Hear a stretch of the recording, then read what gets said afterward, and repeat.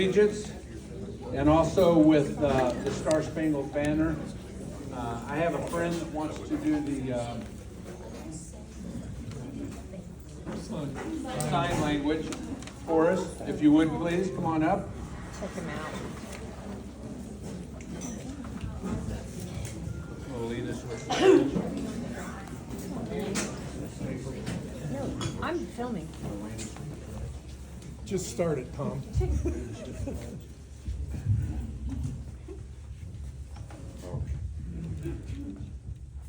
Attention or salute, hands on your heart.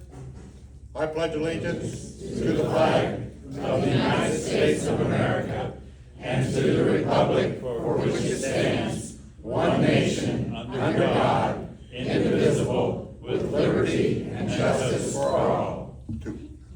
Perfect. Thank you very much. Good voice. Good voice. We also have a friend of mine that would like to sing the national anthem. Here she's got a voice. I don't know what I'd like to, but we're gonna attempt this. Oh, say, can you see by the dawn's early light what so proudly we hailed at the twilight's last gleaming, whose broad stripes and bright stars through the perilous fight o'er the ramparts we watched were so gallantly streaming, and the rockets' red glare, the bombs bursting in air, gave proof through the night that our flag was still there. Oh, say does that star-spangled banner yet wave o'er the land of the free and the home of the brave.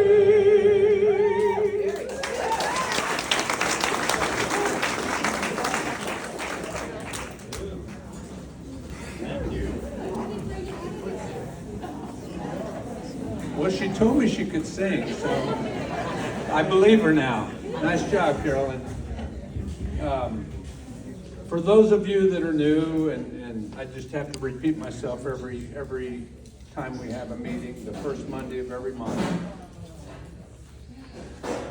around the curves, up and down the hills, in the middle of nowhere, this secret group meets. I was in the Kansas City Star a few years ago. I don't know if y'all knew that or not. This is the Lake Lottawanna Sportsman's Club. We shoot shotguns here. Our rifle pistol range isn't open yet, but it will be. We've been here since 1955, and I guarantee you 90% of you did not know that until you started coming to this group. But this hall holds 300 people, and it rents for $600 on Friday, Saturday, and Sunday. It rents for $200 on Monday and Wednesday nights. So it's a great place to have an event if you want to have one. Retirement, birthday party, whatever.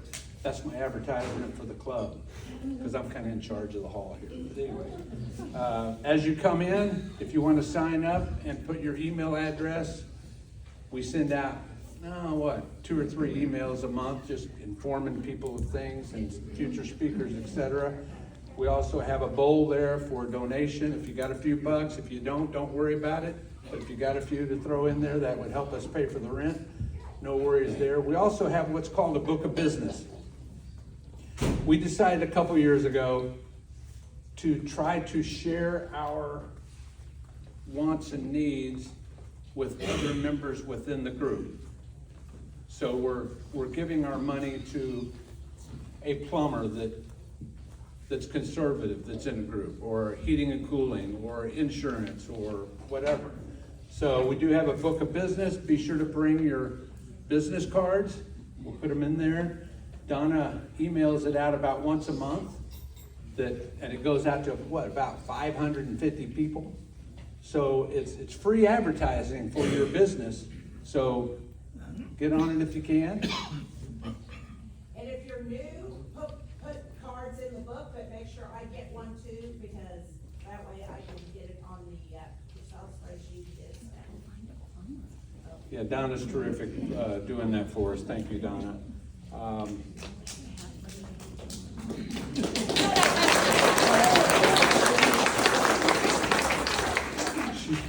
She's a worker.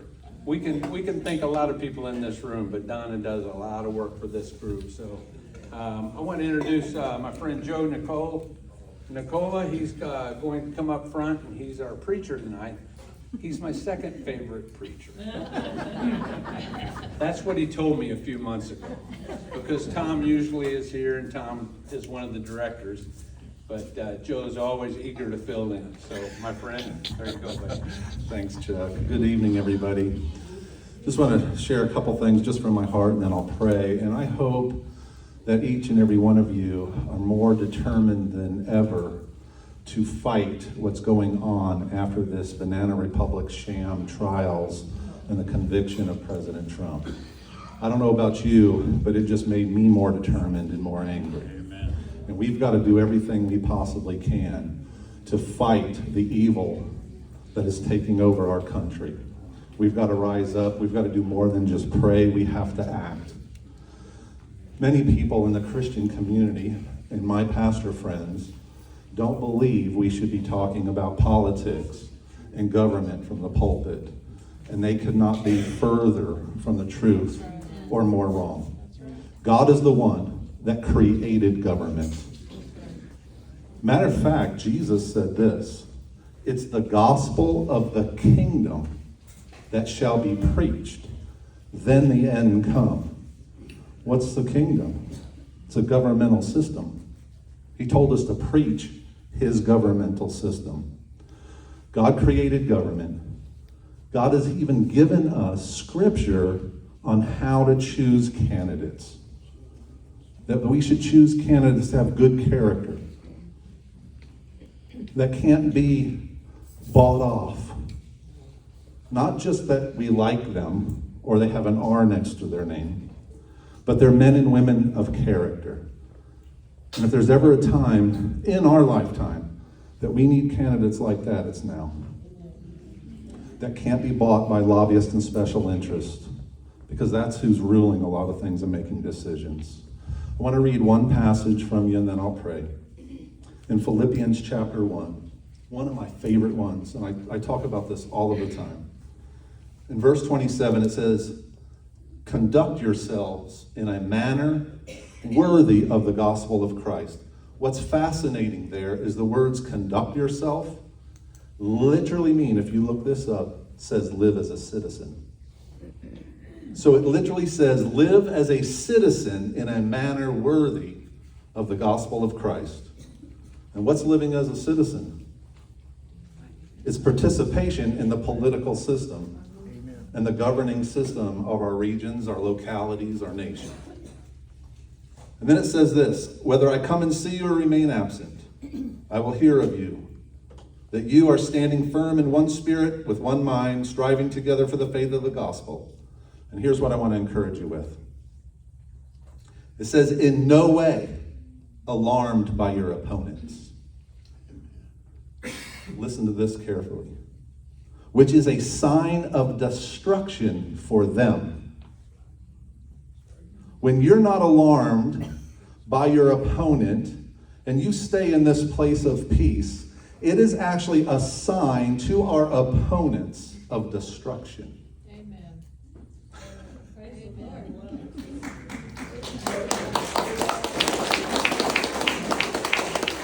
In no way alarmed by your opponents, which is a sign of destruction for them, but of salvation for you. Praise God. And that too from God. For to you it has been granted for Christ's sake, not only to believe in him, but also to suffer for his sake. Amen. Everybody likes the suffering part, right? It's good to, that's why I had to say amen to kind of pump that a little bit. As I pray, let's remember Thursday, June 6th, D-Day. and the men and women that gave their life for the freedom that we enjoy. And let's just remember all of the men and women from the Revolutionary War up that gave the ultimate sacrifice so that we can enjoy the freedoms and the liberty. And now it's our time. It's our time to continue for the next generation. Father, we thank you so much. Thank you for creating government. Thank you for putting in your word, the scriptures, everything that we need that pertains to life and godliness. All the instruction to live holy before you in a state of peace and the authority that you have given us to rule and reign with you. Father, we ask for a revival and awakening from shore to shore in our nation. We understand it is a spiritual war, and you're the only one that can come to our salvation. But in the meantime, Father, we are going to partner with you to push back, to be salt and light, and push back evil in our day. Give us the ability, give us the strength, give us your strategies. Father, I pray for this election coming up, that we would see victory for President Trump, but all the way down ballot for men and women with strong character and morals and values that will stand strong to preserve our liberty and our freedom. Father, may every person in this room walk in peace, and may that be a sign of destruction for their enemies, their opponents, but of salvation for them. We give you glory and honor. We thank you so much. We love you because you first loved us. Amen. Thank you, Joe. Pretty good second favorite preacher. You know, we the people, we do a lot of things. And I think most of you in the room realize this, but we cover police, we cover security, human trafficking, legal, health, politics, school board, racial divide, veterans, religion, youth. We cover a lot of subjects. We bring speakers out on all the different subjects to bring us the truth, because that's what we want to know, the truth. I know that this group has been very big in human trafficking. We paid for a $4,000 class 2 Decembers ago up in Kansas City Police Academy, and within days of the class, we were able to save 4 teenage girls. This group did that. Last month, we had a class right here in Lee Summit that this group paid for. Do y'all remember Dan Nash? Dan Nash did the class. Tom Mans, myself, and Ron Freeman were up in front. We introduced We the People, told them who we are and what we do. And Dan Nash did about an 8-hour class. There was about 110 in the room. Wow. And within 2 or 3 days, two different times, we were able to save people. They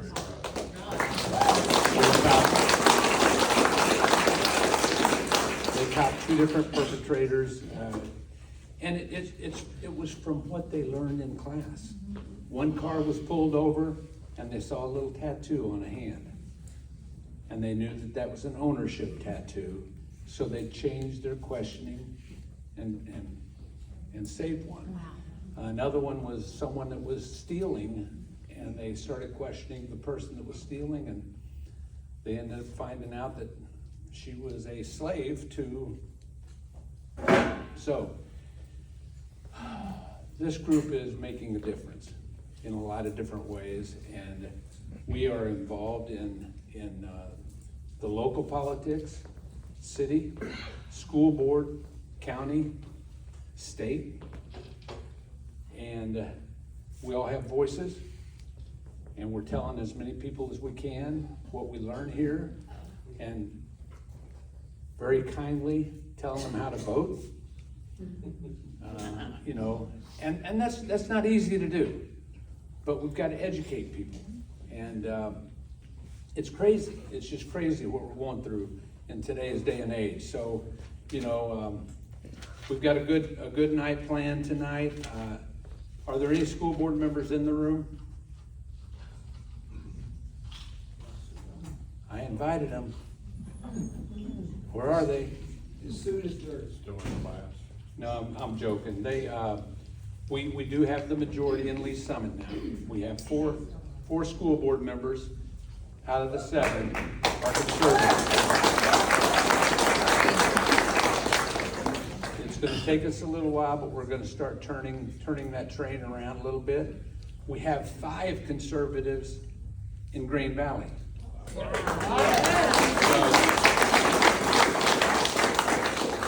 And I'm not patting ourselves on the back or anything like that, but our voices are being heard. That's right. Letters are being mailed out calling us.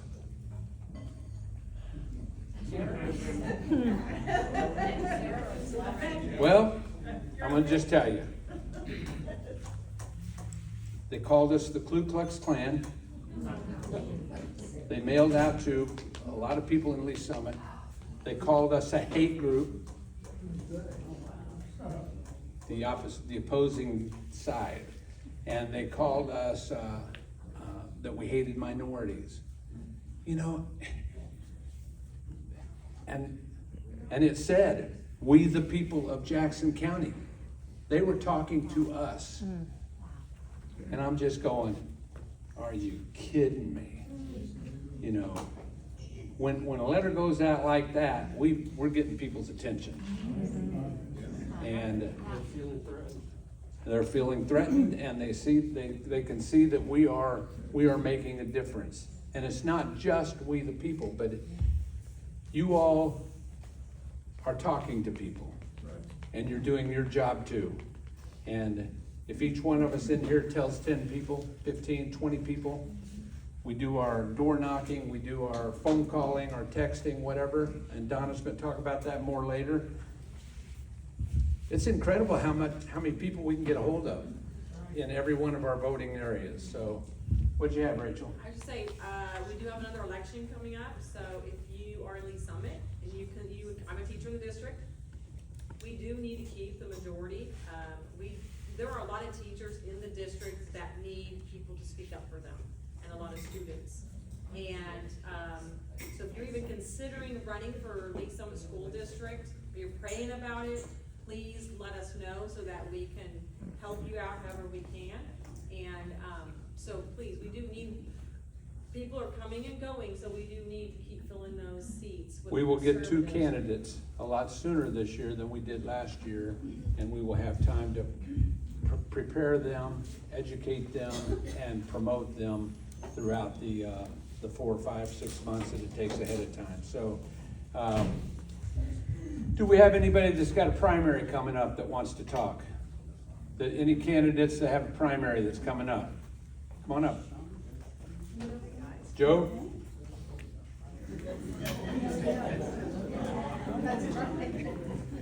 We're just gonna do the politic thing for just a little bit. Carolyn, come on up. Oh my gosh. Get up there, Carol. I'll do a lady Get up first. there. Okay. Fantastic. Ladies first. Sorry. Oh my gosh. Yeah, real funny. That's funny. Oh my gosh. So it's a lot easier for public speaking for me than it is public singing. So thank you for tolerating that. I'm Carolyn Caton, and I am running for state representative in District 33, I-70 South, out through Lone Jack, the eastern part of Greenwood, out Adams Dairy, and one just little kind of corner in Green Valley. So we're all Republicans, we're all Second Amendment, we're all pro-life, I'm school choice, but a couple things that are near and dear to me also are patients' rights, because we've been experiencing this personally in my family. When did we lose control of a doctor dictating our care? And when did the insurance companies and big pharma take that over? So that's one thing I really would like to dive into when I am the state representative for District 33. And another quick thing is that, and I'm sure Rachel will know this, that I don't know if you're aware, I just found this out myself, that minors can get, at any age, can get on any adult porn sites without any age verification.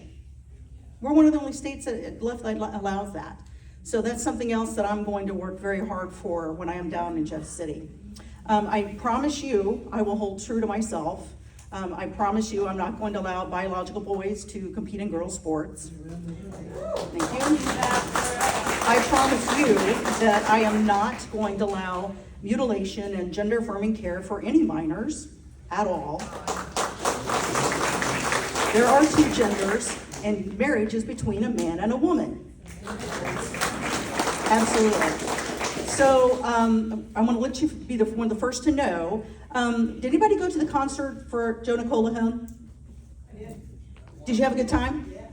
Okay. So, you know, when you have faith and you have tremendous support, people just show up. And so Trey Taylor, the gentleman that sang at his concert, reached out and wants to do the same thing for me. This is amazing. So we're gonna have it right here. So right now, I'm gonna put you on the spot. I'd like a show of hands, anybody would consider coming to my concert. Okay, I see a whole bunch of hands not up. Higher, higher, higher, higher, higher. All right. So we're gonna do it about 4 weeks. We're working out the date right now, but it's probably gonna be June, probably not the 1st, probably the 8th. It's gonna be on Monday or Wednesday because I'm cheap. It's a fundraiser and it's cheaper for them all, right? Nope, June. No, I'm sorry, July. You're right, July. I've been knocking on a lot of doors, people. I'm tired. So we're gonna do that. And then lastly, I have some tickets left for my raffle for the AR-15, $10 a piece, 3 for $25. Come see me afterwards. And if you want to help me beat my opponent, I need your help. We're gonna go knock on doors tomorrow. I've got people that can help drive. You wanna put a sign in your yard, you wanna donate money, anything you can do to help me. I can't do this alone, and I have so much support, and I thank all of you for that. So thank you for your time, and thank you for your vote. Tuesday, August 6th.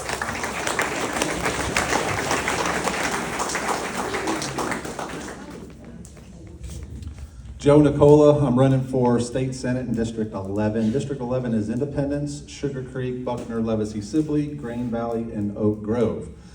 I want to thank you all that supported me 2 years ago. Thank you very much. But in that election, I was redistricted, so now I'm a little bit further north and to the east.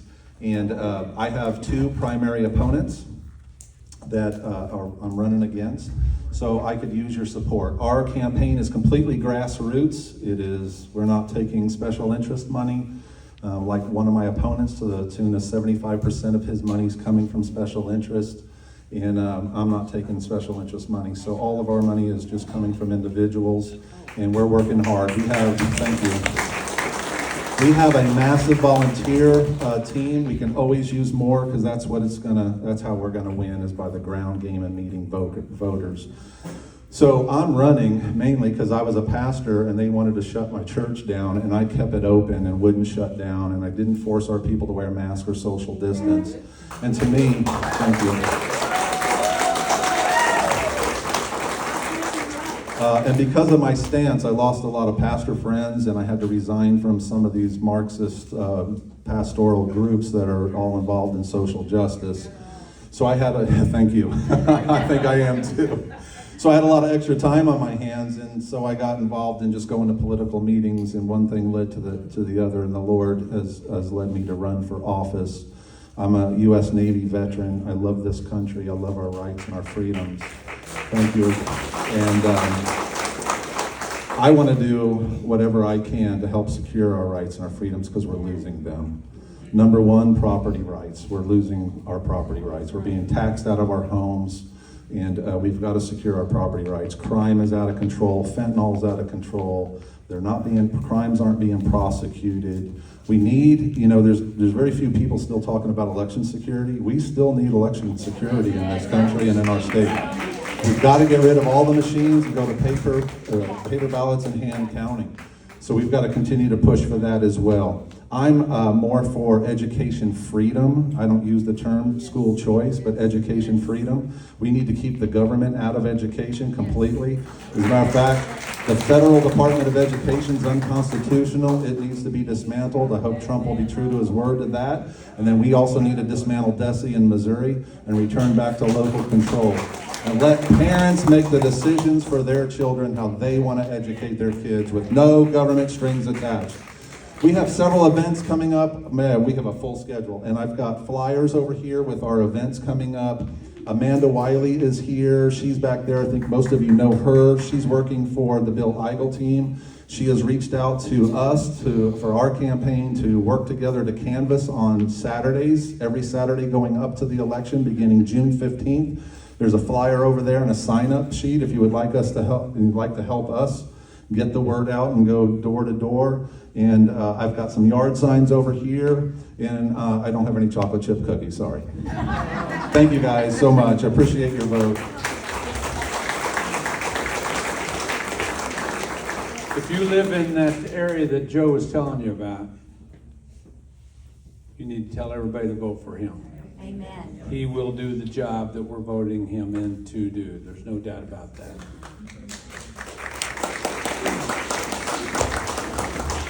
I'm Marion Breitenbach, and I don't have a primary, so I have one. But the reason I'm up here is to tell you that in Independence, they're wanting to change the city charter from 60 pages to 30 pages. They're wanting to include diversity, inclusion.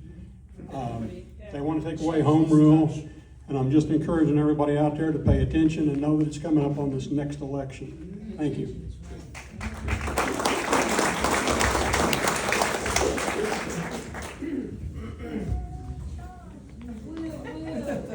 Nice shirt. You like it? I like your shirt. I can get you one. All right, but We'll trade shirts later. So Sean Smith running for United States Congress against Emmanuel Cleaver.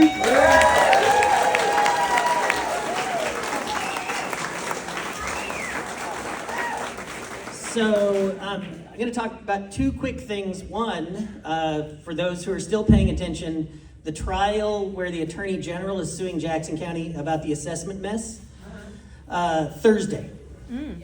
Thursday, that trial starts. One of the local news stations has petitioned to have cameras in the courtroom, and I believe they've got permission. I don't know how much coverage that means, we'll see, but it's a good thing. I will be testifying. I am named as a defendant because I'm an elected legislator, and I chose to sign up to testify on behalf of the Attorney General because I know what was wrong, right? So whatever jeopardy that leaves me in, I think that shows you my character, that I'm perfectly willing to put myself at risk in order to do the right thing. That's the kind of people we need in Congress. That's the kind of people we need at every level of elected office.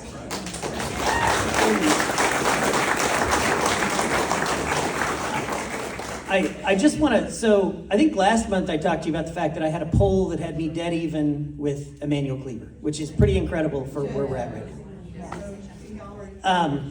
So here's what I'm going to tell you though. I decided to look at things a little bit differently today. And this might sound self-serving, but I decided to pull his fundraising report, my fundraising report for the first quarter. So we filed January, February, March, so that's the data I have. And actually I should tee this up different. Essentially, 150 people voted with their pocketbooks for Emmanuel Cleaver in the first 3 months of the year when they didn't even know who his opponent was yet. And 40 people voted for me. That's gonna be a problem. And it's a problem that we have to fix. And when I say voted for me, I mean with your pocketbook. 40 people contributed to me, 150 contributed to Emmanuel Cleaver. That's gonna be a problem. And it's gonna be a problem real soon because the strategy of the campaign, my ability to spend money, only happens if I have the money, not on November 2nd, 2 days before the election. I have to have money in hand over the next couple of months. So I'm now looking at the primary as, yes, I want to see as many people possible vote for great candidates, vote for me. I'm unopposed in the primary. But I'm looking at the primary as basically my fundraising end date almost. I have to have the money to sustain the campaign because after that, I've got August, September, October. I've got 3 months that I have to go out and get those votes, and that means spending some of that money. I'm already spending a little bit, but not much. So bottom line is, and by the way, I come up here and make this great speech begging for money, which I hate to do. And today I took my website offline because we're updating it. So you can't even give today. There's envelopes over on the table, and you can find my website pretty easily and give in a couple days when it's back up. But bottom line is, that's gonna make the difference, folks. We have, I think, a candidate in me that has enough interest from across the community. I was the only elected official at the Juneteenth parade at 18th and Vine on June 1st. Think about that. Cleaver didn't show up, Lucas didn't show up, Frank White didn't show up. They don't care, right? They were at their Super Bowl party at the White House and decided to stay there and diss their own community. And the community felt it. When my name came up, as I was passing stuff, I'm passing out candy, talking to people along the parade route, and they're like, we really appreciate all you're doing for us. Tell me where somebody else from our side of the aisle has gone down to that community and had that kind of reception.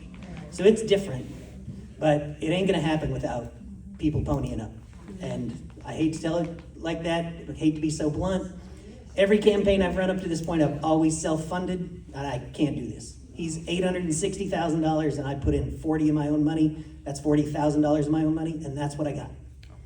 And I've got another, 10 or 20 that people have contributed now, but I'm a long way behind.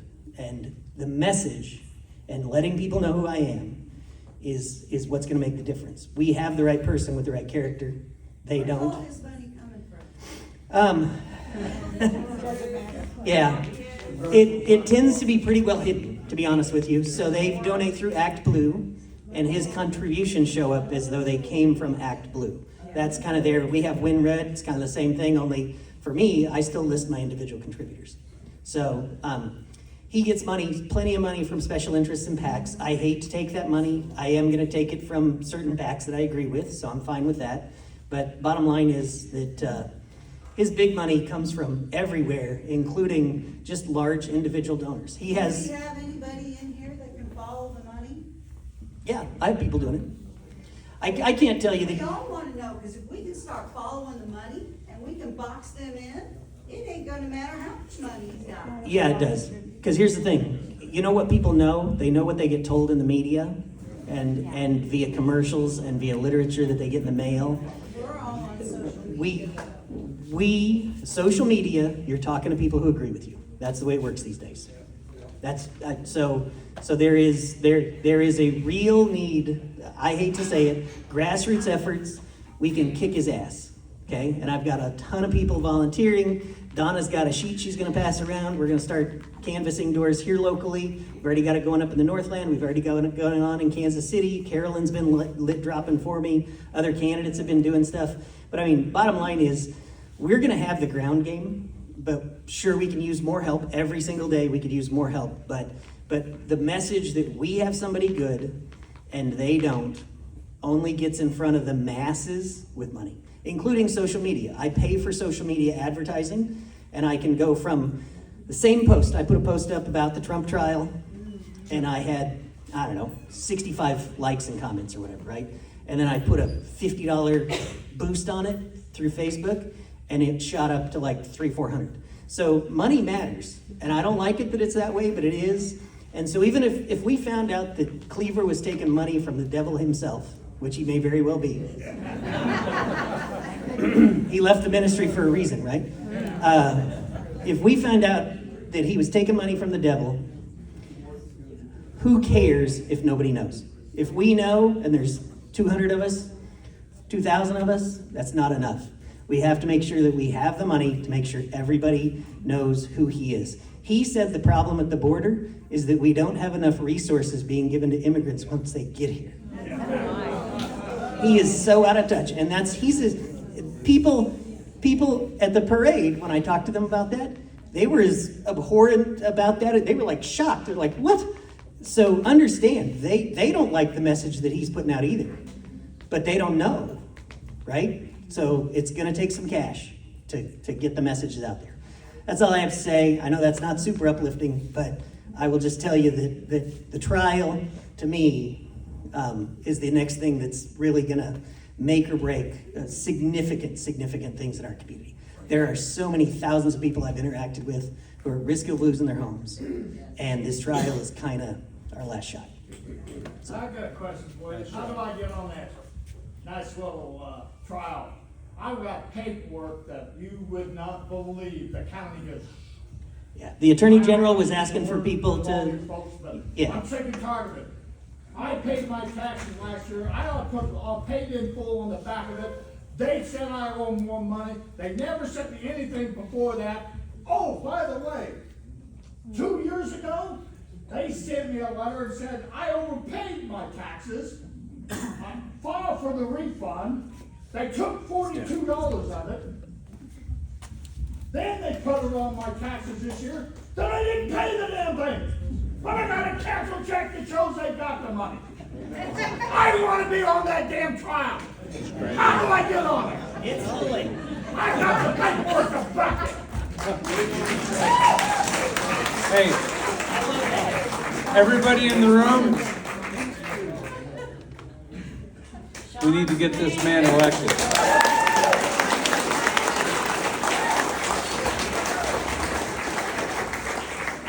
Hey guys, my name is Lee, my last name is Phillips. This is such an exciting time to be part of this group of God-fearing and faithful people.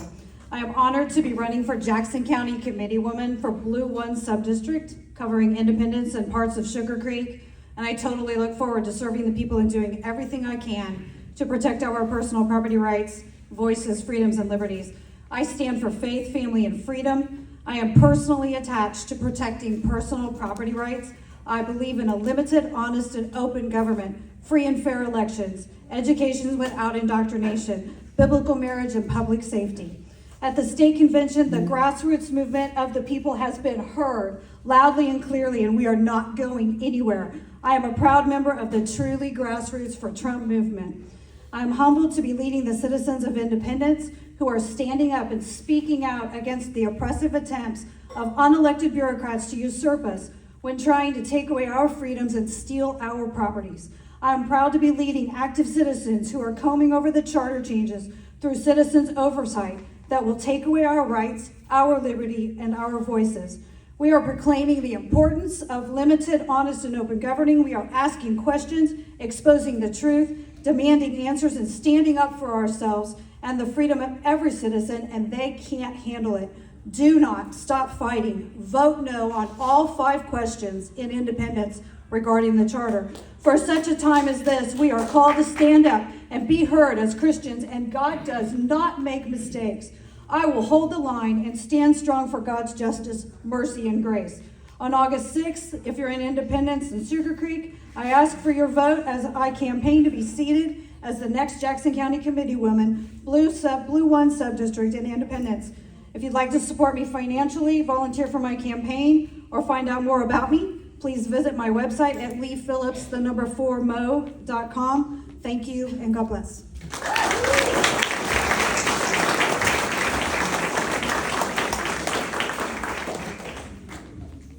You know, we're 1/9 politics. We cover 8 other subjects. But 2024 hits us pretty hard, and we have a lot of people that are running that need to be elected. I've invited Lori Rook to speak. She's running for treasurer in Missouri. If who would like to introduce her? There you go. Because you know I can botch up an introduction. There's no doubt about that. Thank you very much. Good evening, everybody. I get the privilege of introducing Lori Rook for state treasurer tonight. She's an extraordinary, ordinary person that's not coming from the Jeff City swamp, and you do know we do have a swamp in Jeff City too. She's a mother. She is a wife, and she is an attorney, and she has 9 law offices in the state of Missouri. And I will let her fill in all the blanks, but give it up for Lori Rook.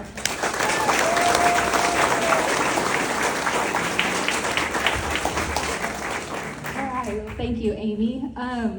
Good to be here tonight. I know I've met some of you on the campaign trail at other events, so it's good to see some familiar faces. I'm going to give you a little bit of my background, expand on some things Amy said, and kind of really dive into my why, because there's days that are long, and today was one of them, and so sometimes I need to remind myself as well. But Yeah, so I'm a mom of 3. My oldest is 18, heading off to college, and I've got a 14-year-old son as well, and a daughter that's 12. I'm an elder law and estate planning attorney. I own a firm called Ozarks Elder Law. Its base is out of Springfield. That's where I'm from, born and raised. I moved away for a short time to attend law school in Oklahoma, came right back because I knew that's where I wanted to raise my family. My husband and I just celebrated our 21st wedding anniversary Friday. So yeah, thank you. He's been the only reason I've survived so far, honestly. So our kids are very active in sports, and we survived high school graduation and all those fun things. So, but he's a Marine Corvette and small business owner as well. So I tell you all that because in our world, we have so many employees and things we're managing, and so you see the other side of what it's like to keep the lights on. When I took over my firm, I had to rebrand and I had to pour money into it, and we were recovering overhead, making sure everybody wasn't paid. So I understand what that's like. So I got a call in 2022 from conservatives in my area that said the state treasurer's office was likely going to have an opening, that the current state treasurer was going to win his audit race, and that they thought I would be someone good given my background experience, and they kind of knew I was a fighter. So I was in Carline picking up my daughter when I got the call. I was kind of taken aback, kind of laughed, honestly. Went home, talked to my husband, we prayed about it. And I'm one of those people too, where you kind of get pushed in a direction. The Lord's like, this door is open. I'm like, well, I didn't want it open. But apparently that doesn't matter. So I said, sure, I'm in. And the next few months, there's not really a process when you're seeking an appointment. And as an attorney, that really was shocking to me. I was like, okay, well, what's step 1? What's step 2? What's step 3? And it turns out there's none of that. It's send your stuff to the governor's office and start calling people to vouch for you, and hopefully you'll get an interview. It's like, okay.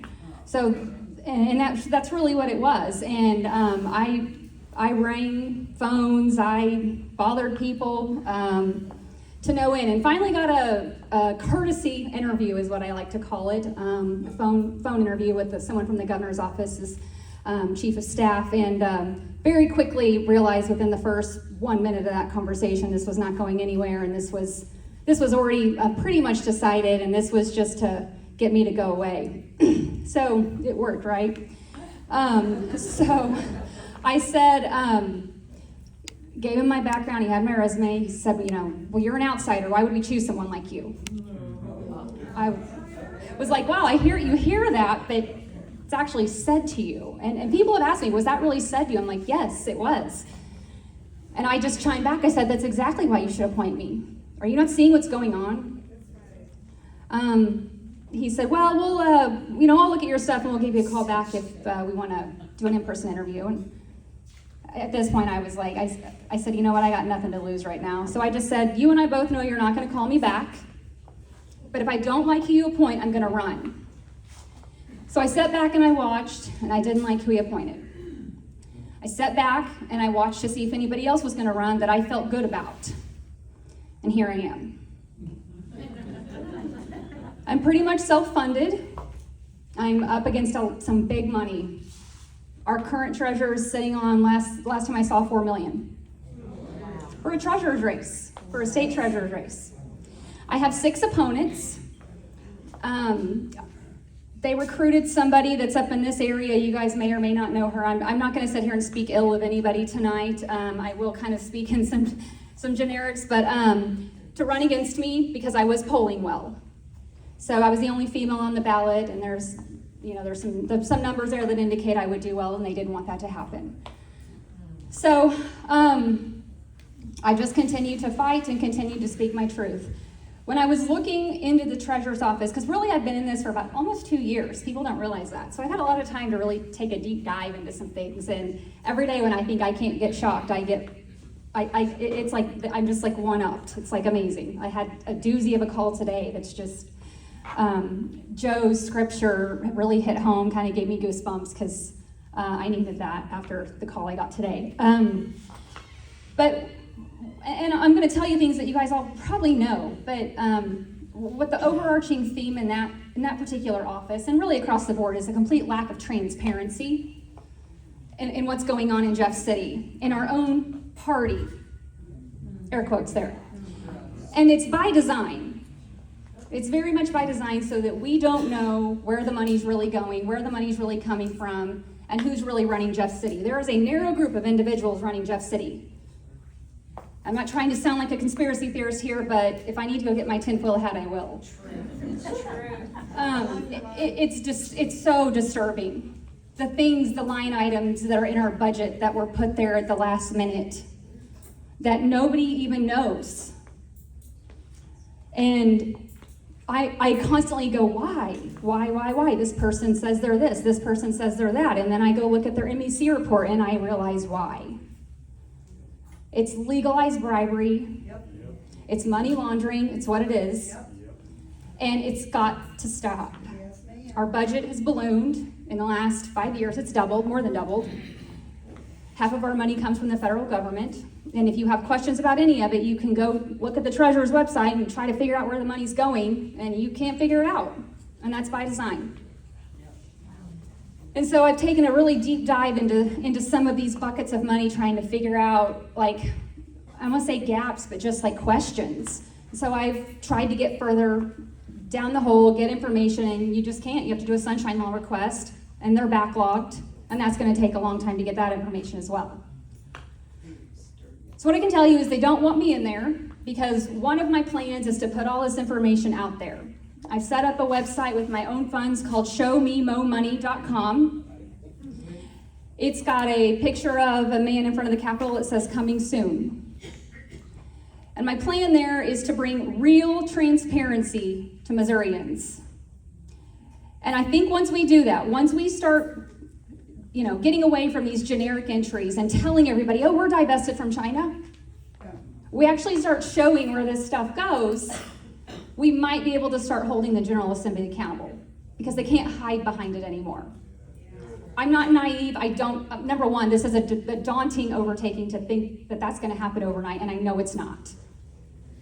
But if we can get people in there that don't owe anybody anything, that aren't backed by special interest groups, that don't, what's in it for me, that don't need the job. I think that's an interesting thing to think about. I don't need to do this. And there are days where I'm like, I should have gone away. But I just can't. I have 3 kids. That's why we're here. And they deserve better, and you deserve better, and we all deserve better.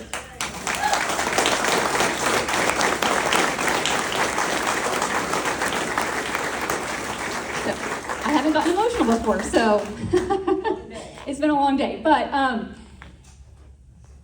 the things that are going on to try to keep people like me out, because it's not just me that are dependent upon this primary. There's a lot of good candidates running that really have this idea of we can get in there, we've got to clean house in our own party. One of the things I found out today was that they're going to go so far as to the Democrats are going to vote for this, one of my opponents. That's how bad they want this. And this person's connections and this person's money trail is scary. And we've got to do something. We've got to stop this. And I go around and I speak my truth and I speak my piece. I don't have anything to lose. I could have gone back to practicing law, opened up another office, and I love what I do. I fight for the elderly. Elder abuse, fraud, financial abuse. I look forward when I'm planning for them, proactive planning. We've got 9 offices in Southwest Missouri. I've got 7 attorneys. I never in a million years thought this was going to be like a box I checked while on Earth. But here I am. So, how much time do I have? Do I need to stop or? 2 more, if that's okay. That's great, perfect. So as far as how can you help me? So I'm down in the southwest part of the state, which is a great place to be. We're pretty red down there. Although, believe it or not, the city of Springfield's gone blue. People need to know that. Because once we start losing that part of the state, we lose the whole state, because we're the holdouts. But City of Springfield is blue, and it's our rural areas that kind of keep us grounded down there, but it's a big state. I'm driving myself around most of the time. I don't have people rotating in and out, driving me around. I've got some great consultants, great volunteers, self-funded, but helping spread the word. Yard signs, I have tons of yard signs in my car. If you have big sign locations, I'll take them. We're in the process of getting those up throughout the state right now. I am continually amazed at, my phone blows up all day with just people that are getting my message and that are like, I've got a sign location. $20 comes into my, my account where I'm keeping my money for my fundraising. It's like $20 from somebody I've never even met. And so it's little things like that, $5, $20, $10, it doesn't matter. Door knockers, I've got so many people across the street that are like, I'll door knock here, I'll door knock here. That's all great. Speaking to groups like this. Prayers are huge. So, I'm Lori Rook, and running for Missouri State Treasurer, and I really need your vote August 6th.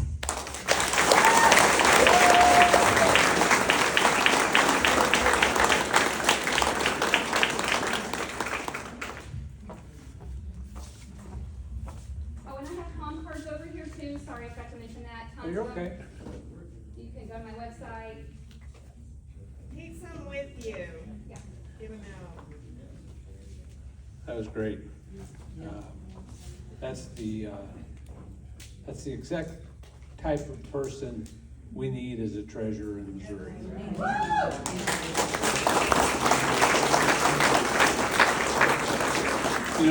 There's an expression that you can take the bull by the horns, and it sounds exactly that's what she's up to.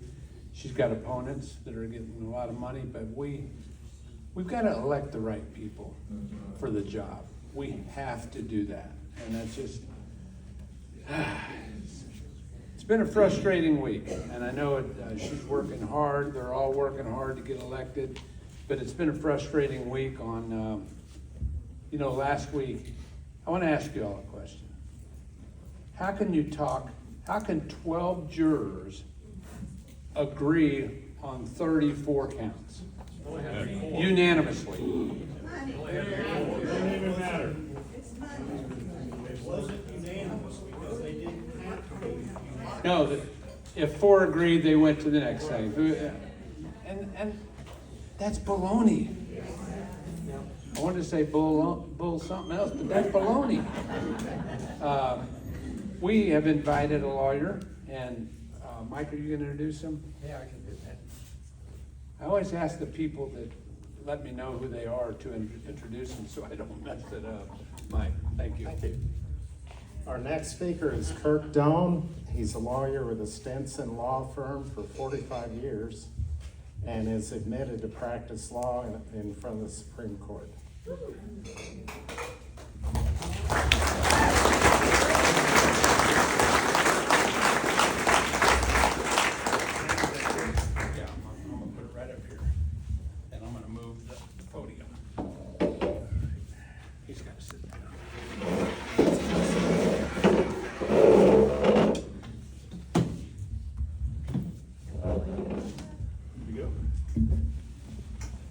All right, well, thank you for inviting me. Michael and I run a pachyderm club. We meet every Tuesday at noon at V's Restaurant on 40 Highway. And we have a lot of the people that you listen to this evening come and speak to our group. So I'd like to invite you to our pachyderm club. Now, I have to give you a disclaimer. My opinions I give you tonight are solely my opinions. They're not the opinions of my law firm. They're not opinions of the Pachyderm Club or likely anybody that's got a pulse. These are my opinions. So I want to talk about 7 cases. Trump's involved in thousands of lawsuits. He's got so many employees and stuff. He has 130 employment cases. He has 1,500 cases against gamblers that owe money to his casinos. He's got 190 tax cases going against him, 622 rent cases for property.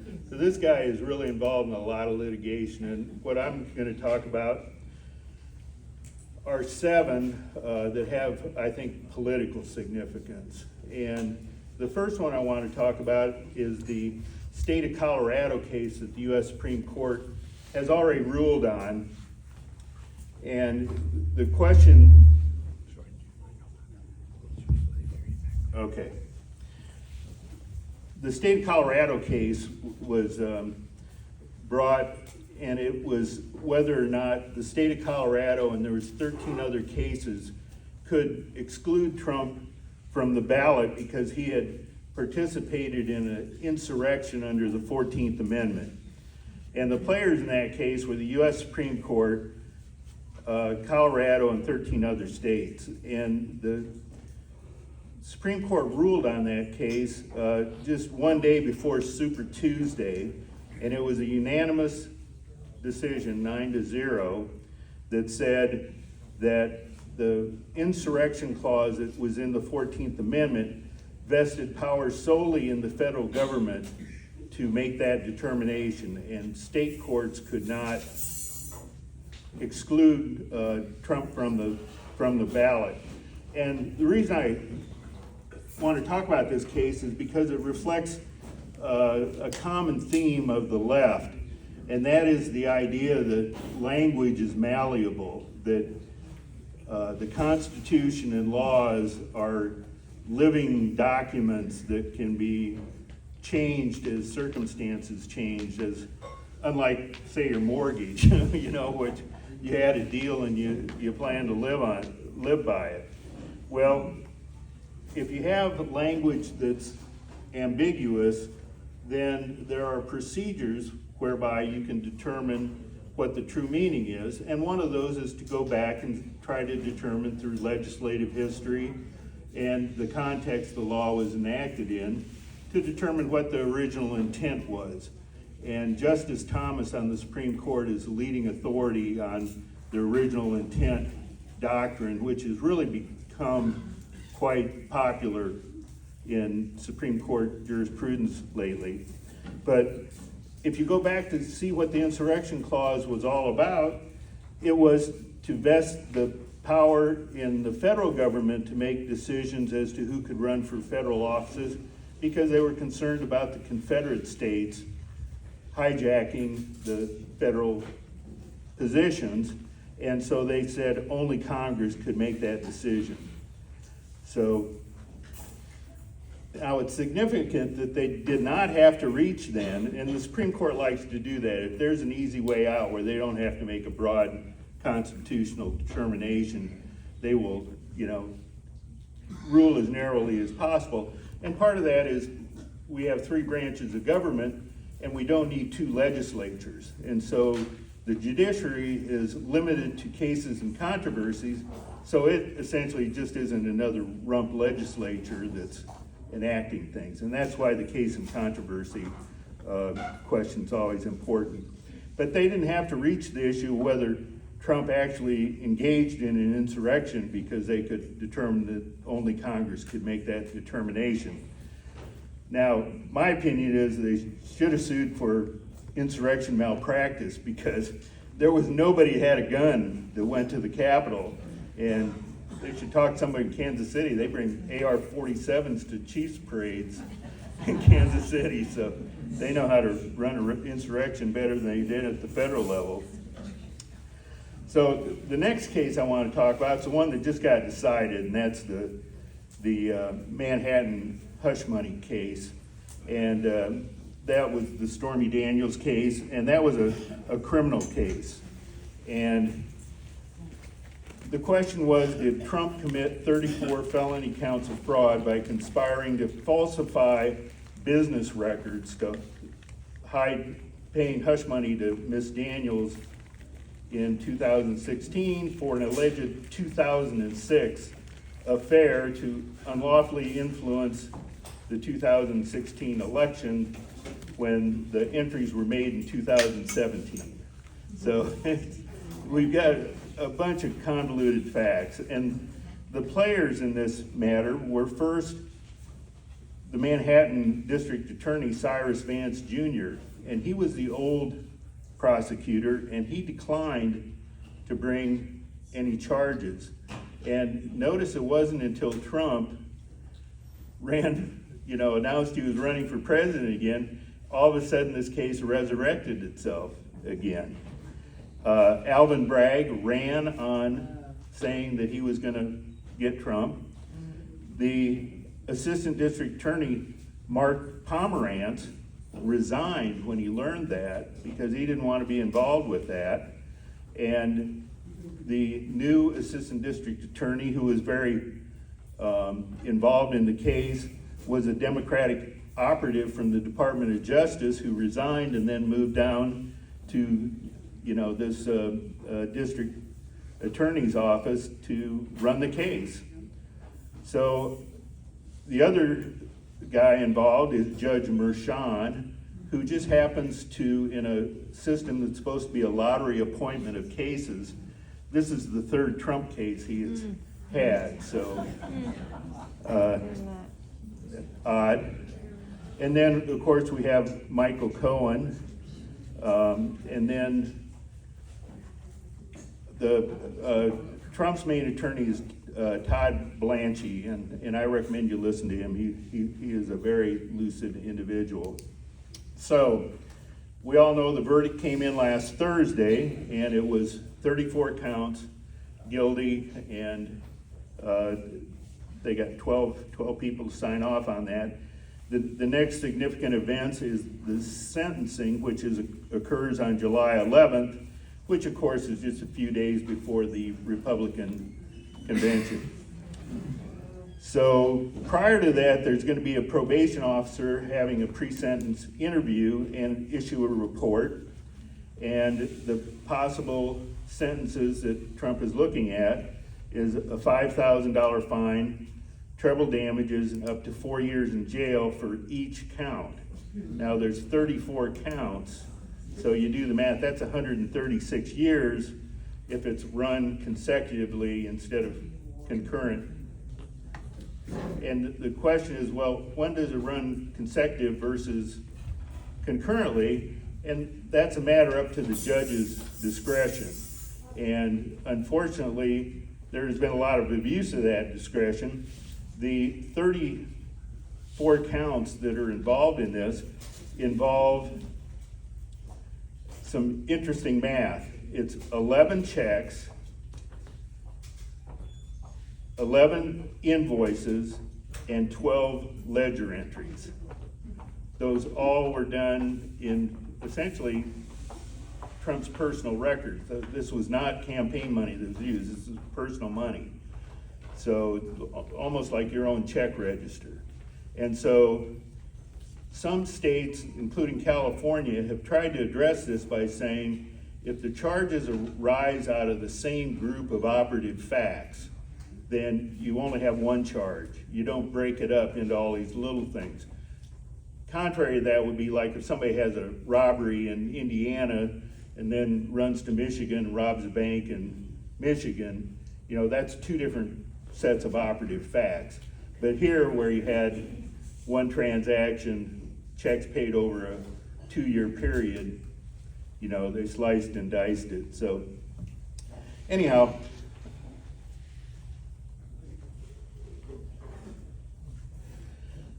when does he have to file his appeal? Well, it's within 30 days of that sentencing hearing occurring, because it tells you kind of what the lay of the land is and what you're gonna hear. Now, there's some chance he may try to go to the U.S. Supreme Court before then, but there's a real strong doctrine. The courts like to have judicial economy. They don't like things broken up and bit by bit, and they generally wait until a final determination has been made before things can be appealed. So there is a weighing against that is what's the national interest to protect a candidate. So there is some chance that the Supreme Court would be willing to have a hearing prior to that July 11th sentencing hearing. If this were just to take its normal course, usually it takes a year to get a hearing on an appeal and then another year to get a decision. So you're talking a long time after the election occurs. So what are the points going to be on appeal? Well, Law School 101. First thing's jurisdiction. Usually, the federal courts have exclusive jurisdiction over election laws and crimes. You know, this was a very unique theory to get essentially a federal jurisdiction case into state court.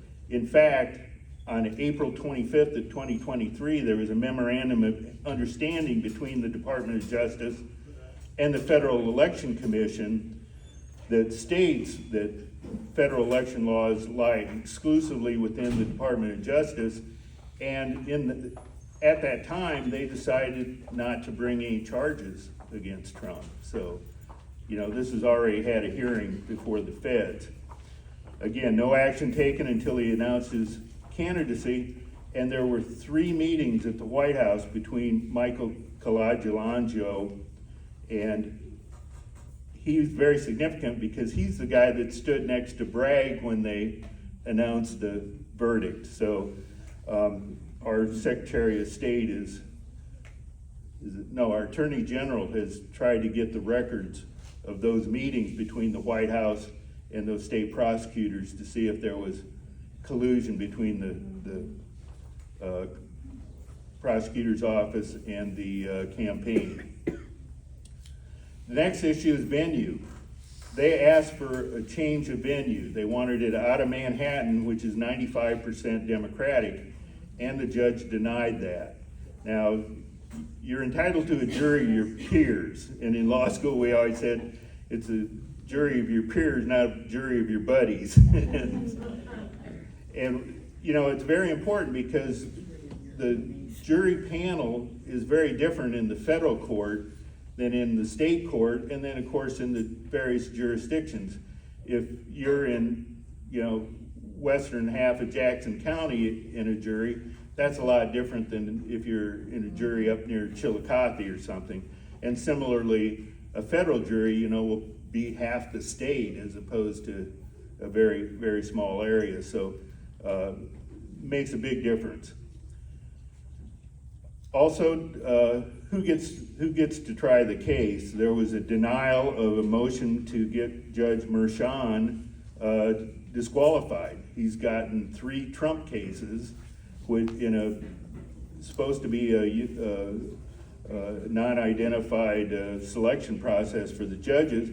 And his daughter is a fundraiser for Democratic causes who's raised over $100 million based on various themes that she has dreamed up about Trump.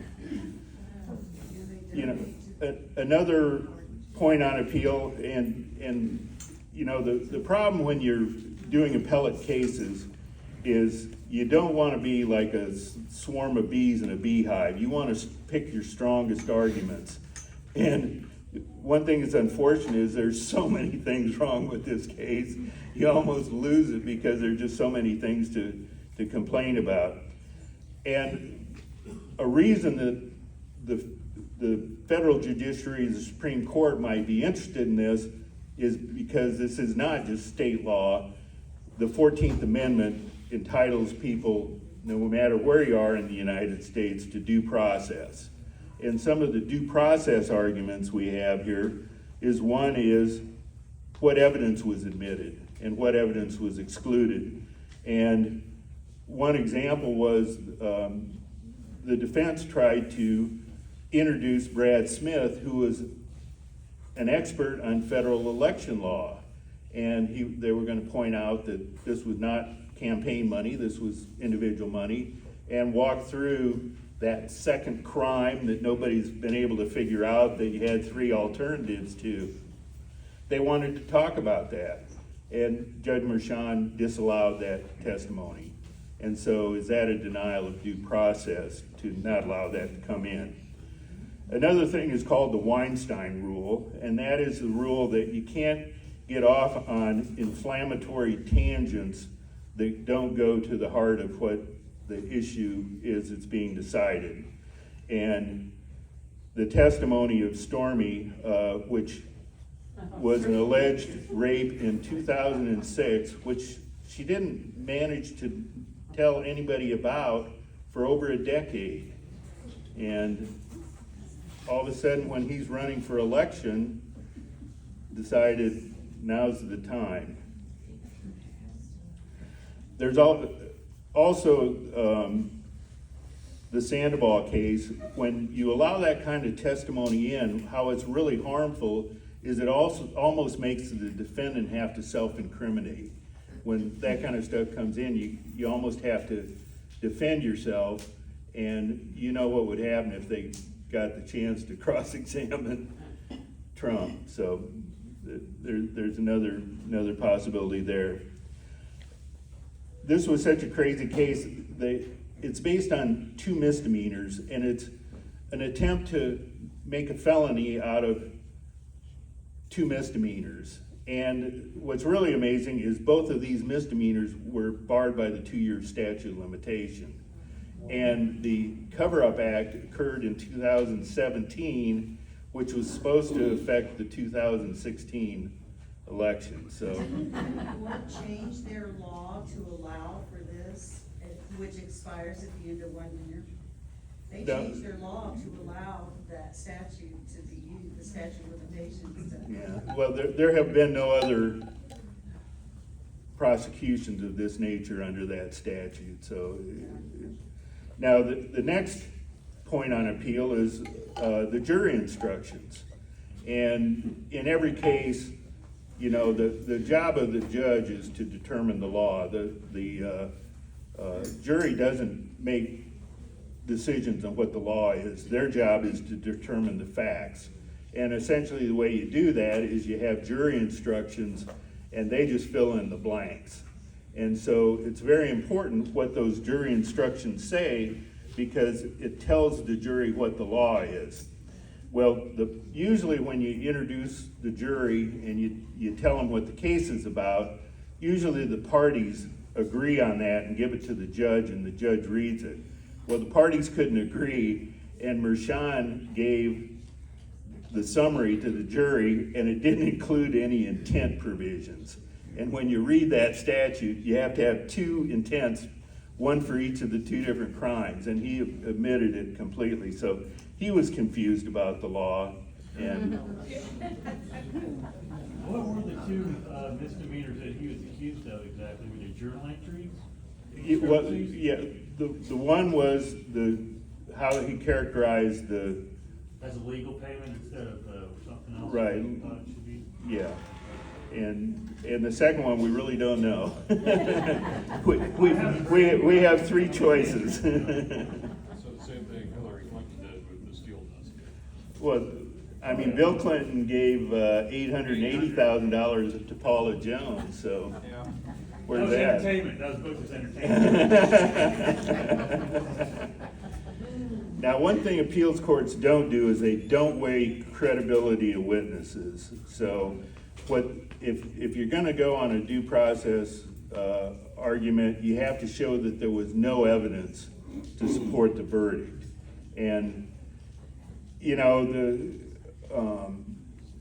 there were a lot of conflicting testimony here. You know, the key witness, Cohen, you know, was a professional liar and was caught in writing and orally saying the exact opposite thing of what he testified to. And there's a doctrine of suborning perjury. If you're prosecution and you know your witnesses are gonna lie, you know, that's a violation of both ethics and brings into question the verdict. So, and that's another problem we have. People are supposed to do justice as prosecutors, not just win. So, by the way, I'm gonna run through this real quick, and we have 10 minutes for questions at the end. So, another point might be election interference. The gag orders that were involved, you know, was Trump prohibited from mentioning the fact the judge's daughter was making $100 million for her employer. And that was entered even before the trial, and it covered all the court workers, which, you know, somebody was reading the tea leaves. And then notice that the judge didn't let Trump go to the Supreme Court arguments for the case that he was likely going to win, that one I told you about, but did let him go to his son's high school graduation, because I'm sure he's very cognizant of the optics of that sort of thing. Now, it's going to be really interesting to see whether he gives Trump any jail time. You know, does he sentence him to 136 years, or is that so outrageous? Maybe, I'll just sentence him to 6 months so that he misses the convention and show that I'm such a good guy for not lowering the boom on him. So, anyhow, some other issues involved in this case. Trump can't pardon himself. This is a state court case. He would have to be pardoned for state court matters by Governor Hochul of New York, and she's said right after the verdict that nobody's above the law, so you know where she's going to be on that. And that, by the way, also was a U.S. Supreme Court case just last year on the question of double jeopardy. Can you be charged in state court for the same crime and then in federal court? And the Supreme Court said yes, and so that's been a big change in law that we're all having to live with now. Now, he can run for president even though he is in jail. That was done in the 1920s by Eugene Debs, who was a socialist at the time.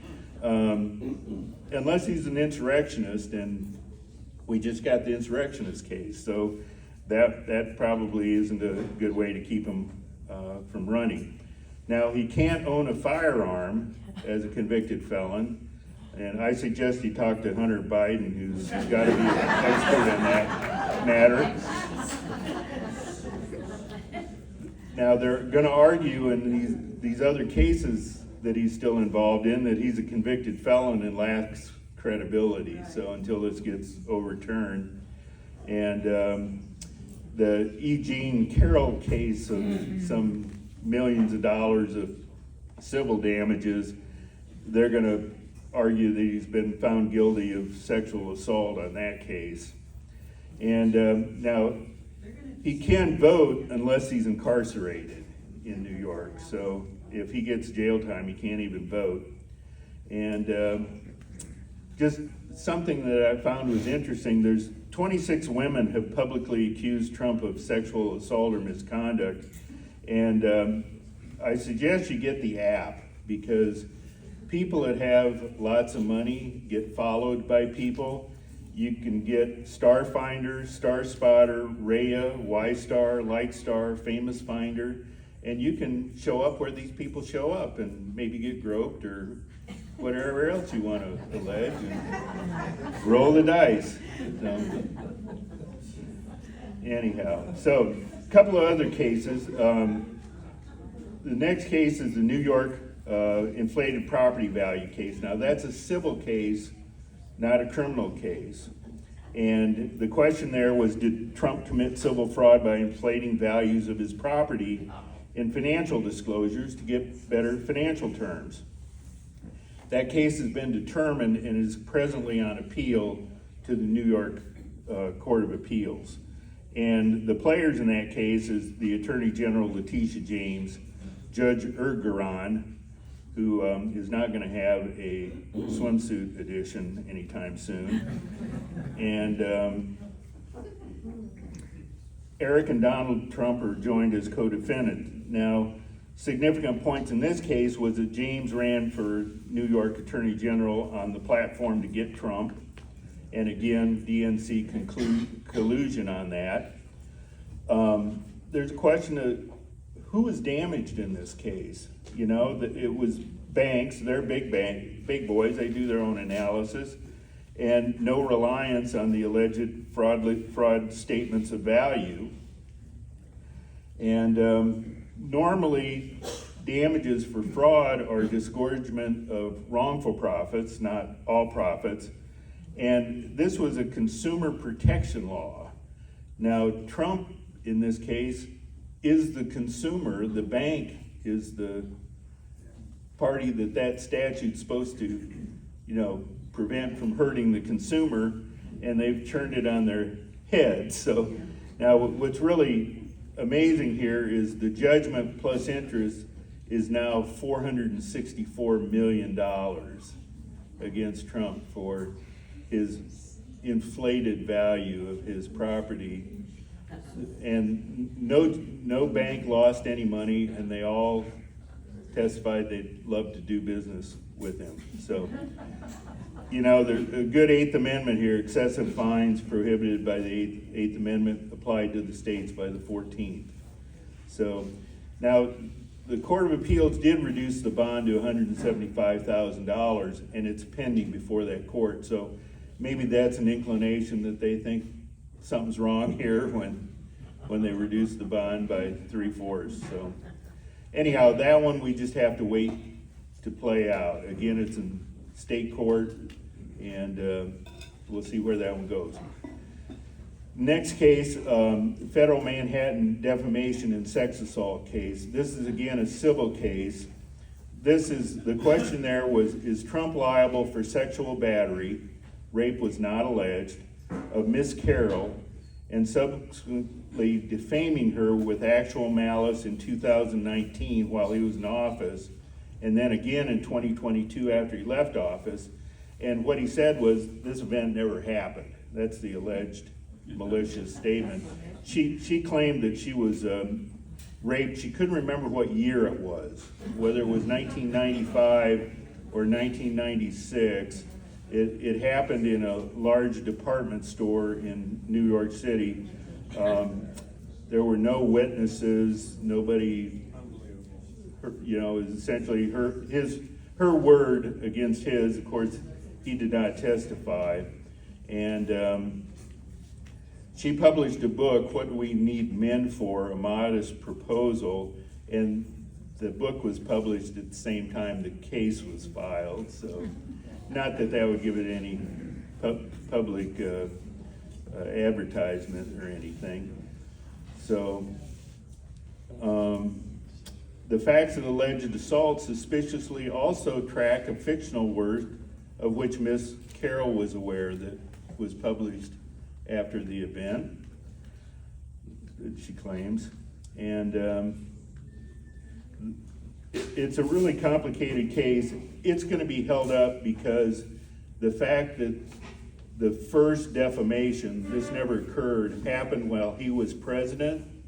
That then is subject to a Supreme Court case currently pending on whether or not he has immunity for acts while he was president. And I'll talk about that case here in a minute.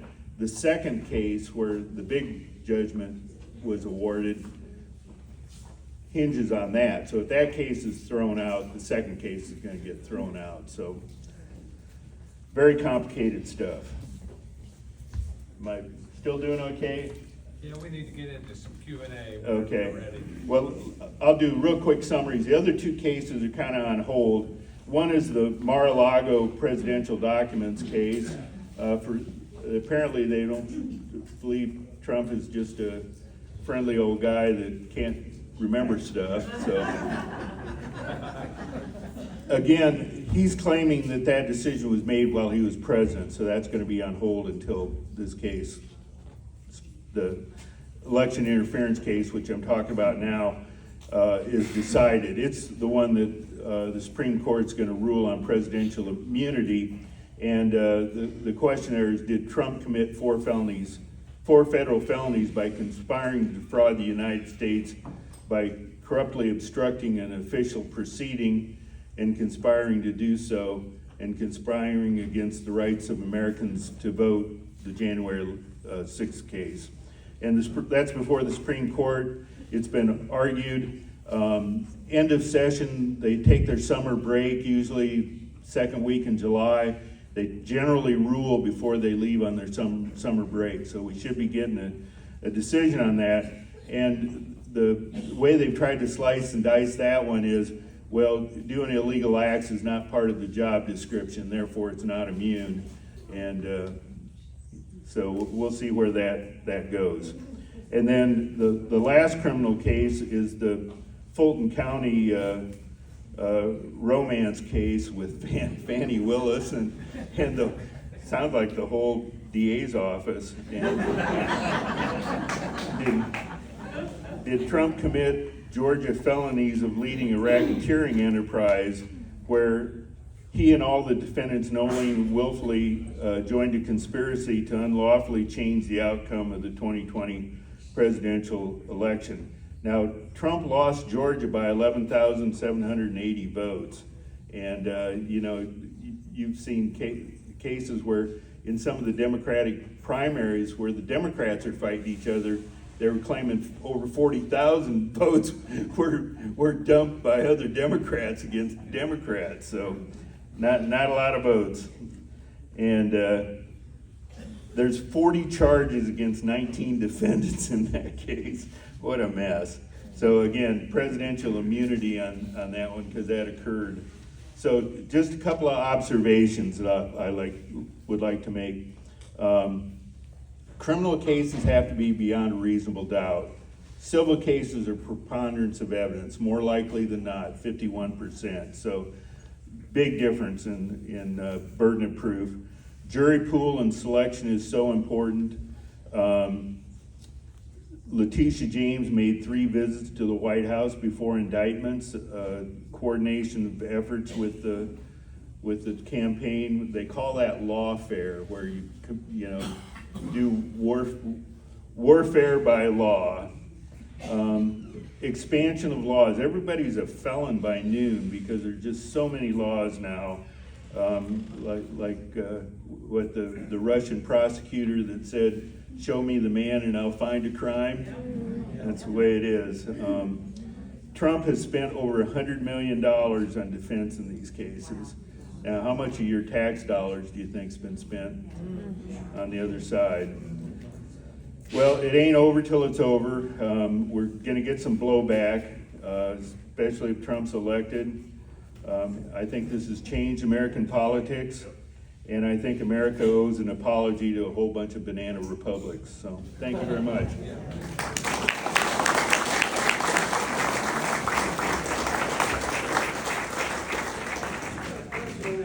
Latest one, New York. The whole thing, you said the election supposed crime. The underlying crime is what they said, what made a felony. You said there were 3 of them, 4. Did the judge or the jury ever say exactly? No, he told the jury, you can pick whatever you want, you don't have to agree. Did they ever say what the underlying crime was? That ever put in the sentencing? No, it wasn't. They just said it was intent to commit a crime. Is what the statute said. Yeah, it'd be interesting to hear what the jurors have to say. I mean, they're going to start singing a little bit, and we'll find out what the crimes were, and you know, that'll definitely be a point on appeal. So, Steve, what you got? As a convicted felon, is he still afforded Secret Service protection? And if he goes to jail, is the Secret Service going with him?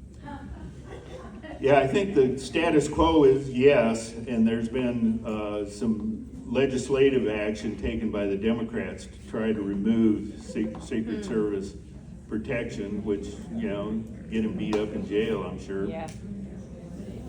That's crazy.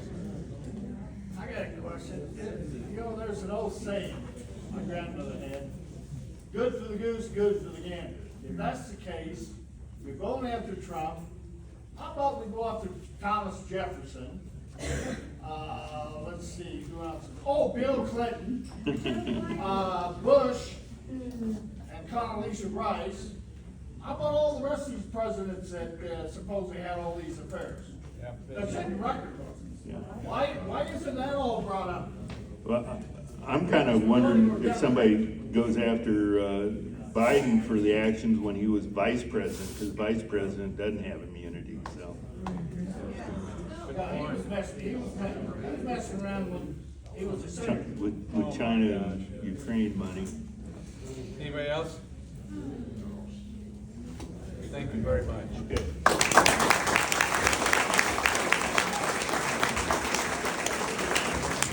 You talk about a kangaroo court. Yeah. It was kangaroo court. It's I never ever thought I would see the day where a president would be taken to court, an ex-president would be taken to court because he's suspected to win the next election, and they're trying to keep him from winning the next election with all these cases. It's just crazy. It's third world stuff. It's and if we don't turn things around, anybody under 50, don't take this personally, but for us, we're fighting for our children and our grandchildren. And that's what we're fighting for. We have got to get sensibility back. We have got to win these small cases here in our city, here in our school, here in our county, all the way up to the state and all the way up to the United States. So it takes groups like this. So we just got to keep on keeping on. There's no doubt. We got a few things that we're going to do. Donna wants to talk. She takes notes about upcoming events and emails that out to us too, so we all know what's going on, and I appreciate that. Howdy y'all, thank you. One of the things that I'm doing right now is coordinating door knocking for the Summit Eastern Jack area for Sean Smith. If you've never done it before, I mean, we have, some people are not comfortable knocking. They just want to leave flyers at the door. I mean, the point is you're getting out in the neighborhoods and representing the client. It's great exercise. Marilyn's gone with me before. I mean, it is some stairs and that kind of thing. So, if that's not your thing, that's fine. There's also the need at the office for sending notes to people, making phone calls. We've got lots of opportunities for anybody who wants to get involved. And I shouldn't probably say this because I'm here on behalf of Sean Smith, but a lot of people are pissed off about this Trump verdict, and they're saying, I want to do something. What can I do?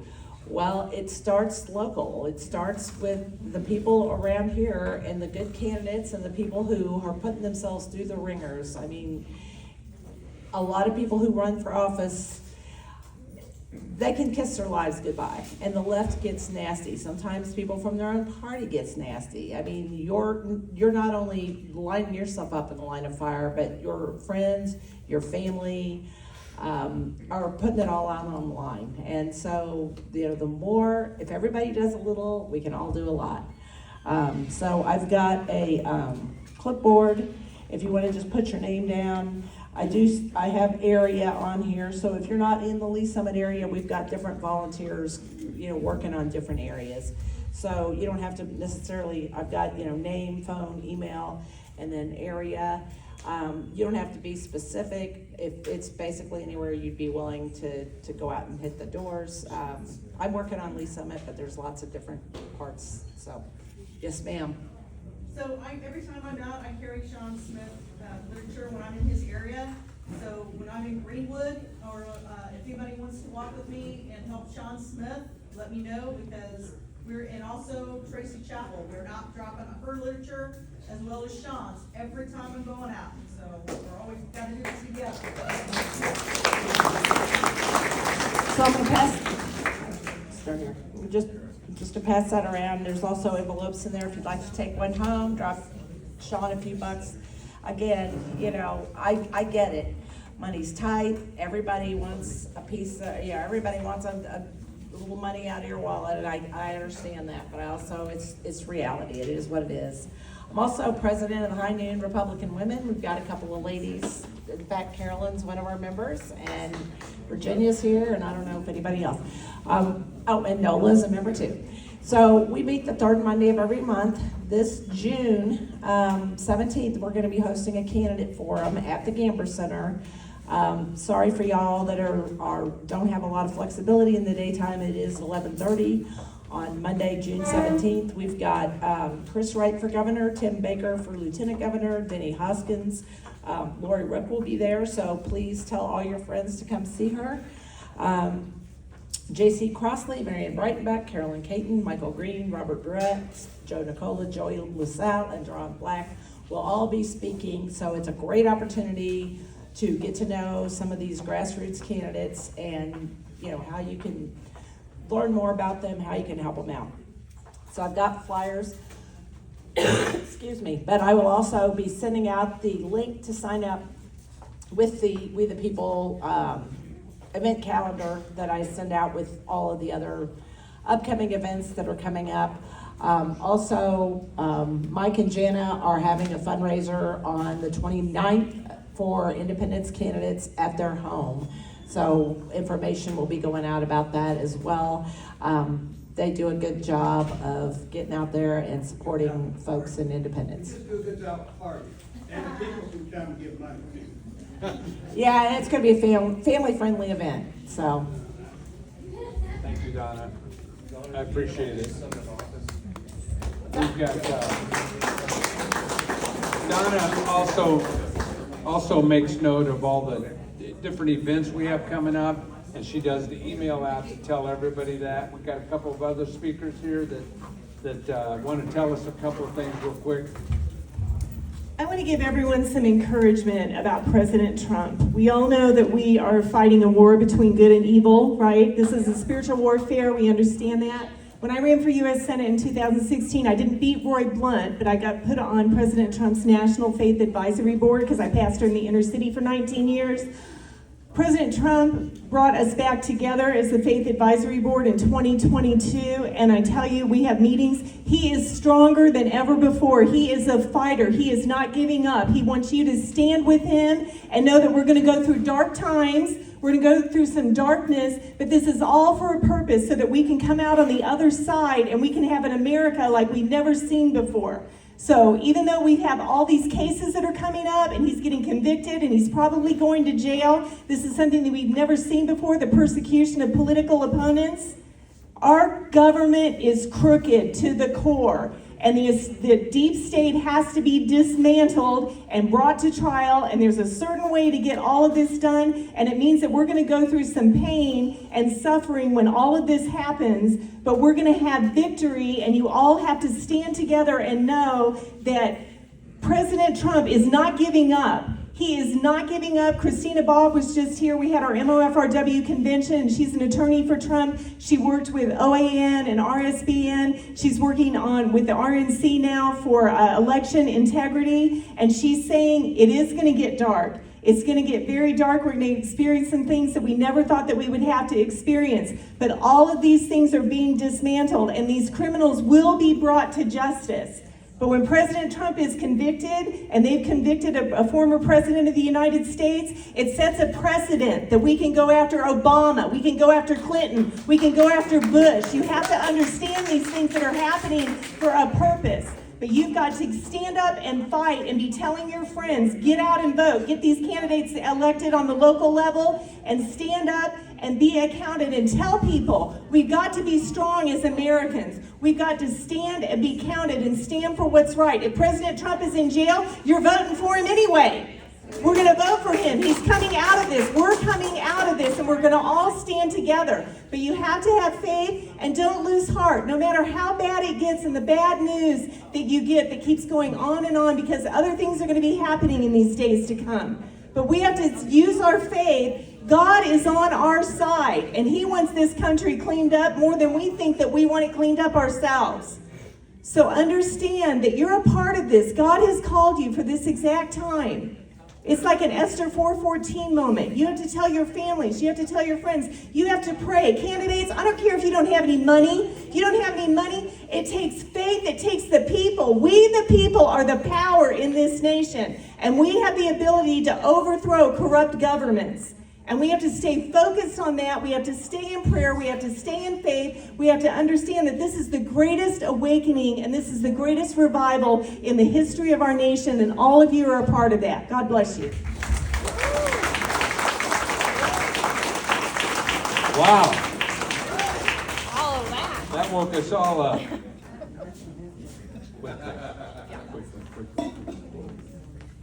So I just, actually, we're doing some fundraisers for Tracy Chapel. She's not here tonight. How many people like to blow up fireworks?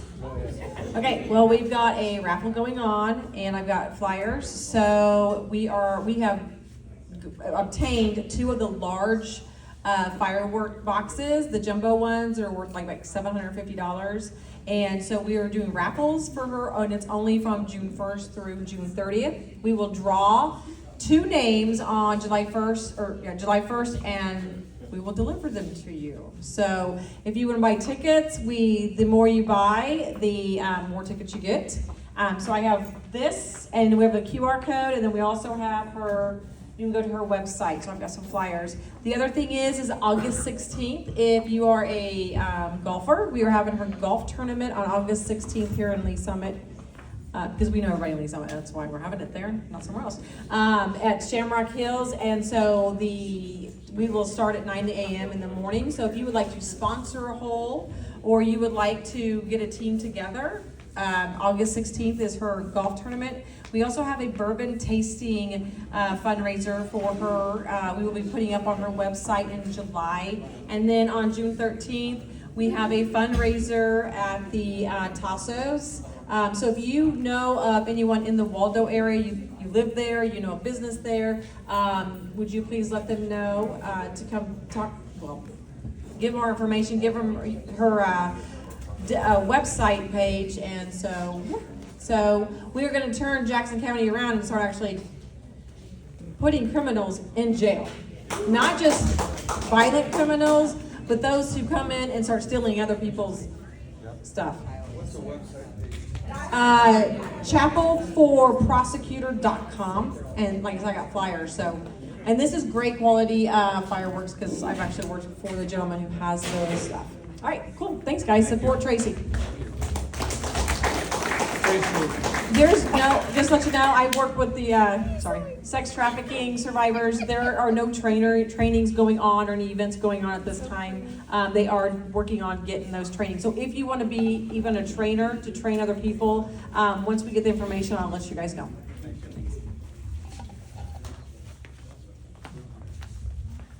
Hi everyone, my name is Anna Hamilton. I am a part of a Turning Point chapter down in Warrensburg. But I have good news for you, because I actually have a Bringing Awareness to Sex Trafficking event that I just want to tell you a little bit about. I'll go as fast as I can. But pretty much what we are doing is we are actually having Daniel Nash at the event, and it is awesome. So a lot of the stuff that he taught at his training center in Lee Summit, I actually got to go to it.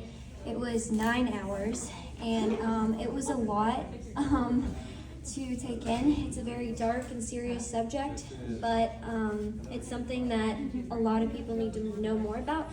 But I feel like we all do know about sex trafficking, but we don't know what to do with it. We don't know how to handle it and things like that. So pretty much what my event is I'm not only bringing awareness to sex trafficking, I'm gonna show you how you can help. And that's what Daniel Nash is gonna help us with. And then also, we also have another person speaking. His name is Russ Tuttle. I don't know if y'all know who that is. He has? Okay, awesome. Yeah, so he's been so nice to me, and he's awesome. And anyways, for those of you who don't know, he is the founder of the Stop Sex Trafficking Project. And so he's speaking to you. So if you want to grab your phones, or if you're old school and you just have a calendar in your bag or something, and mark your calendars for August 10th. It's gonna be a long event. It's gonna be 1 to 5, but we're gonna have like an intermission in the middle, and we're gonna have like we're gonna have 15-minute breaks and stuff like that. But it's definitely a subject that can't just be talked about in 1 hour, so that's why we're doing a little bit longer. So it is more of a training. So if y'all wanna come, August 10th, and yeah, thank you so much. Perfect. Where is it? Oh, I'm sorry. Warrensburg at the Johnson County, sorry. Yes, the JC Cowboy Church. There we go. Cowboy Church. Yes, the Cowboy Church. You got that down, Donna? Yes. Perfect. I'll have flyers Donna's soon. got it down. She'll put an email out. We got a lot of information. We always have a lot of information in a 2-hour period. I want to finish up with our We the People lawyer.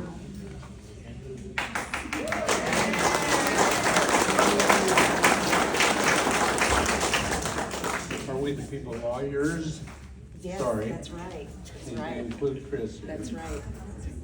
How are y'all doing tonight? I unlike my esteemed colleague here, who sounds like he's had a great civil career, sounds like, I was a criminal attorney for over 20 years. And so I have seen the system work, you all. It has worked. And it's worked a lot, and it's worked with minority defendants, it's worked with a lot of people. So what we see happening here is just corruption all over the place. So that's my, let's keep hope alive, part of my speech here. And then what else I'd like to talk about, this is a little bit of bad news, but you all remember Mr. Keith Drone. He had the medical kidnapping case against, well, actually they had the case against him where he was accused of injecting his own child, his 2-year-old toddler, with insulin, okay?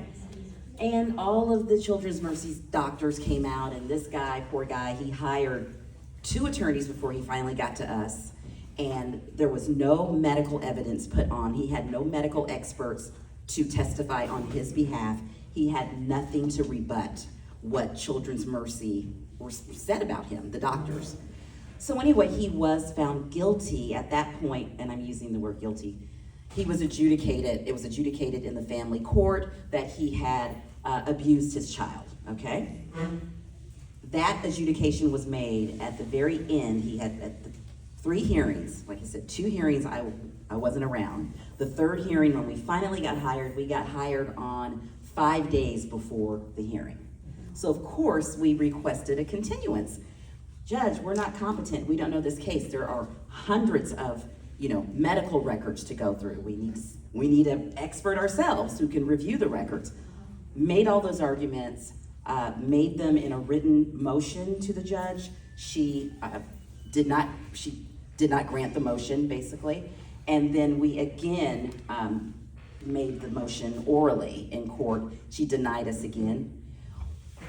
Well, we went before the Western District Court of Appeals, that's the appellate court for our region, filed our appellate briefs. It's the first time I did any appellate work.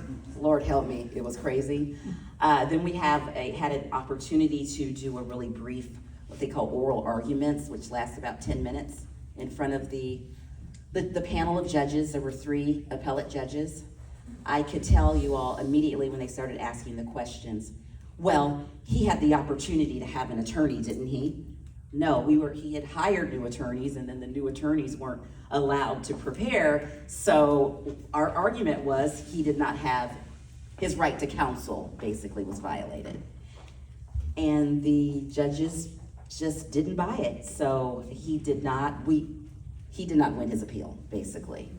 So we don't know where he's at with that. The state has promised to file a petition to terminate his parental rights, because if in fact someone did try to poison their own child through, injecting them with some substance, I guess they should not keep their child, correct? But that's not what's happened here. It's a big blow. So all this is happening, President Trump, I'm getting this news, and it is discouraging, but I'm here to say, most of us here seem like we're believers, right? And I don't know what God's plan is exactly, or I should say maybe I don't know how it's going to be executed, but I know that we have to keep the faith. Christy already gave us the best encouragement that she could, so I'm not going to do that, but I do want to say that I feel we all get battle weary. That's just the reality of it. We are working with the least amount of resources. We're in it for the right reasons. They're in it for the wrong reasons. They have the money and everything else to back it up. But we've got the one true living God. So let's just keep doing what we're doing. Thanks, guys. Yeah. Thank you.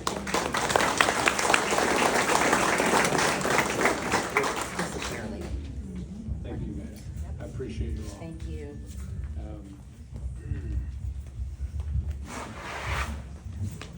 We're always done by 9, aren't we? We've got so much information, and I don't know how we get it done in 2 hours, but we do. My friends in the front row, I want them to come up here and turn around and show you their shirts.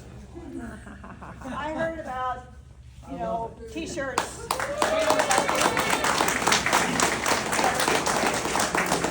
Anyway, I didn't want to put any money to the NFL because I searched around and I found some that were official NFL Buckner with the numbers and all that. And then a friend of church has a little business and she makes these t-shirts. So if anybody is interested, I'd be glad to take your name and number and you guys can work it out, but, you know, pretty cool. Yeah. Very cool, very cool. We haven't even talked about Butker tonight, but, you know, a Catholic man goes to a Catholic college to talk about religion, and he gets ridiculed by the left.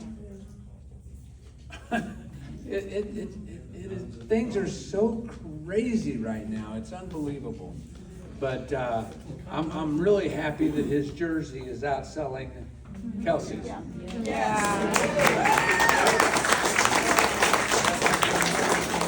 And I've got a feeling that it's going to continue.